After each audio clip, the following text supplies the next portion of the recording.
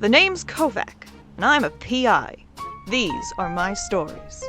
Some days in this city feel darker than others, and this one was a doozy, carrying a heaviness that made Baron Harkonnen feel like a flyweight. It felt solar eclipse dark, Hershey's baking chocolate dark, Black Mirror writer drinking Jack Daniels in a closet dark.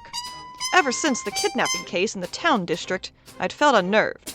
Not the best look for a private Seamus, and now, with despair lurking around every corner, I was feeling skittish anytime anyone opened that... DoorDash is here! Oh, goody! Bring it over. I'm starving. How's the writing going? I'm just reworking the intro, and then I'll be ready to submit to the James Ellroy International Fanfic Contest. Just remember to edit the way he did. Once you think it's done... delete every third word. I'm going to need you to say that on tape if Shane Black ever finishes that supposed The Nice Gals script he's been working on for Florence Pugh and Haley Steinfeld. That's my beau. His name's Beau. The finest paramour / Guy Friday a lady PI could ask for. Here's my order of Joe Perry Paella, your order of Stephen Pad Tyler, and that extra-large Eggs Rose Smith drop soup for us both to share. Wow, I love ordering from Walk This Way. Expecting company at this hour? You think it's a client? We're way past closing time. When you're about to default on your office rent, a customer is always right on time. Evening, Kovak. Half surprised to find you in your office this late. As I live and breathe, Jake Mittens, P.I. Jake Mittens was a local legend. The hardest-boiled, toughest-nailsest, crack-wisingest private investigator to ever hang his shingle in this city. But he'd never quite gotten over the one female on his beat whom he'd never conquered. Yours truly. A burning the midnight oil, are you? No, I got rid of all my Australian New Wave albums years ago. What brings you by, Mittens? Are you defending your title in some sort of doorway-darkening contest? Nothing quite so quaint. I'm working a case tonight, Kovak, a real puzzler. I've been on it a few weeks now, and I can't seem to crack it. I was wondering if you might be willing to give it a second set of eyes. See if you can't spot something I'm missing. Well, it must be a real quandary if the great Jake Mittens is asking for help. And I'd be lying if I didn't admit I was half flattered to be the first PI you... Oh, God, no, I've been all over my contact list. Sam Shovel is working a case for the DA uptown. Mike Screwdriver's laid up with the flu. Looks like Philip Marlis is on vacation. Okay, fine, I get it. Give us the skinny on the way to the parking garage. Us? Beau and I, Mittens. A package, as always. You both want to be on the case? Well, you know what they say. You take the good, you take the bad, you take them both. And there you have the facts of life? What? No. Oh, it's I not thought... a pop culture right, reference it was just or anything. Yeah, with my old crew, that was a regular thing. I could see anyway, why I was just... Let's roll. 5 minutes later, Jake, Beau, and I were crammed into Daisy like 10 pounds of flour in a 5-pound sack. And just a few minutes later, we were at the scene of Jake Mittens' latest case. Or should I say, his latest case study in futility. Welcome to Toro's Fine China and Porcelain. How can I... you. Pipe down, Giuseppe. Don't get your pantalones in a twist. $200 I paid you in advance, and what do you have to show for it? Zilch, nada, zero. And excuse me, there's a lovely lady in your presence and an almost equally lovely man. Why, thank you, senor. I'll second those, thanks. And I'll also ask how you get your clients to pay you up front, Mittens. By promising results he don't get. All right, that's enough. Giuseppe Toro, these are my associates. Gloria Kovak, P.I. And I'm Beau. Her beau.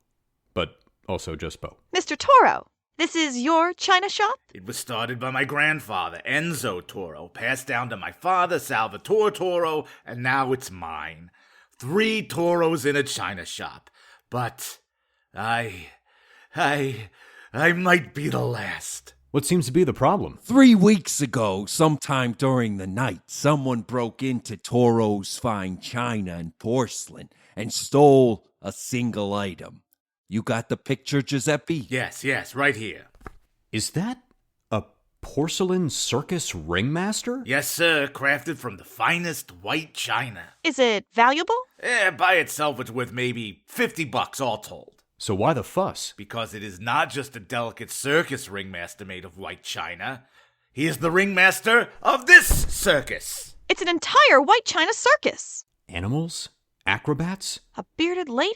A human centipede? Oh, what? Oh, wait, nope, those are just tumblers. Yeah, from this angle, never mind. And here, the piece de resistance. Oh, good God! That's one creepy porcelain clown. That's fragile nightmare fuel is what that is. And is this where the ringmaster stood? I can tell from the dust pattern something's missing from that spot. You're good, Kovak. Keep on reminding me why I brought you into this. There's more missing. Something was here. Yeah, that was the porcelain lion tamer. Another piece was here. That's where the bone china sword swallower stood. And 2 pieces here. That would have been the human cannonball, and the fortune teller's lawyer serving him with paternity papers. But I thought you said only one piece was stolen that night. Exactly. One stolen that night, and another stolen every night since. Someone breaks in after the store's closed, takes precisely one item from the display, and leaves. And now, a once complete set worth several $1,000s grows more and more incomplete by the night. What does your security footage show? Absolutely nothing. Have you upgraded your locks? Twice? Look! I admit, this is a tricky case. The trickiest I've seen in a month of Sundays. And I don't mean the kind you get at Dairy Queen. And now I want a sundae. Giuseppe, who else besides you knew about this collection? Nobody. I keep this collection behind these curtains. I only draw them open for a few minutes every evening around closing time to say a prayer to my Nano Enzo. Nobody breaks into a store to steal something they don't know is there.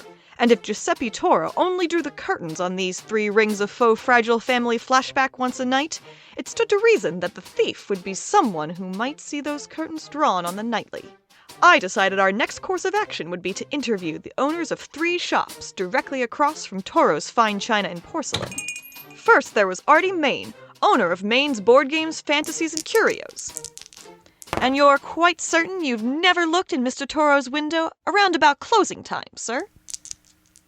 Sir, you don't have to roll for initiative every time we ask you a question. Oh no, how do you interact with the outside world? Then we checked out Sherman Stickler of Stickler's Pet Shop Emporium in the next storefront. Welcome to Stickler's. How can we stick ya? That's a sales pitch? Thanks to our extremely liberal cage policies, we're the only pet store in town that PETA hasn't firebombed, so we can be a little loose in our marketing. You don't use cages at all? Stupid. Get back, you dumb mutt. Oh, come on. These just came from Stitch Fix. Listen, Stickler, I want to ask you a few questions about your neighbor, Toro's fine china and porcelain. I'm sorry, who? Your neighbor. Their store is right across the street. You can see it through your window. Can I? Actually, with all the tarantula webs, birds' nests, and rodent burrows in the way, I guess you can't. Which left us with one last store to investigate. Welcome to Mad Monty's. And you are, I presume, Monty? Who's asking? You caps? And what if we were, dirtbag? I'd offer you a discount. Oh, all right. Well, I used to be. On bacon. Boy, I ought to... Hey, Mittens, settle down! No wonder you needed my help. Monty, we're PIs looking for some stolen goods. How fascinating. This storefront looks pretty empty. Do you sell anything here? Or provide a service of some sort? A service.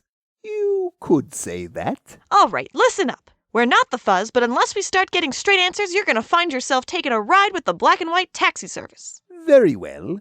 Let's say a certain item fell off a truck, and you found it in the street, truckless, and you brought it to me.